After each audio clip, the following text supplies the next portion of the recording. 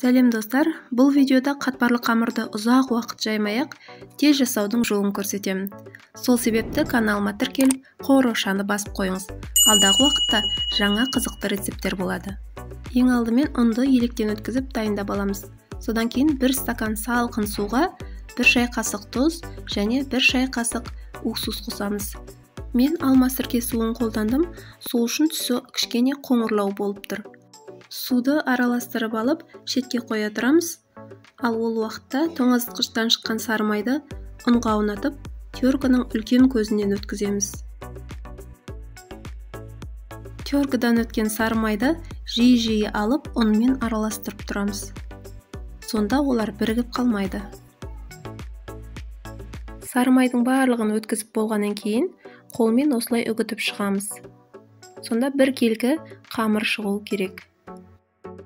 Енді жаңағы стакандағы суымызды аз-аздан құя отырып, қамырдың басын біріктіреміз.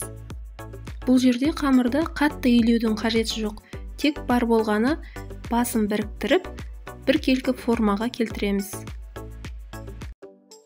Мінекей, өзіңіз көргендей, аз ғана уақыттың ішінде қатпарлы қамырымыз дайын болды.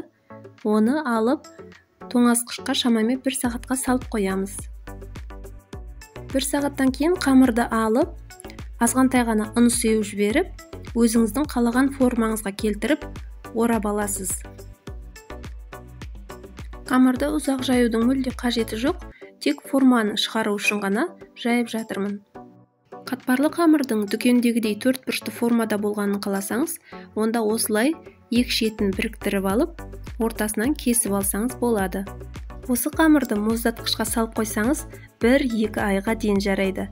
Кез келген уақытта қонағыңыз келіп қалғанда шығарып алып, тәттіңізді дайындай бересіз. Самса жасауға ыңғайлы болсын десеңіз, осылай рулет ретінде де орап сақтауға болады.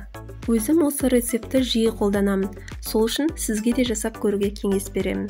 Сіздермен болған Замира.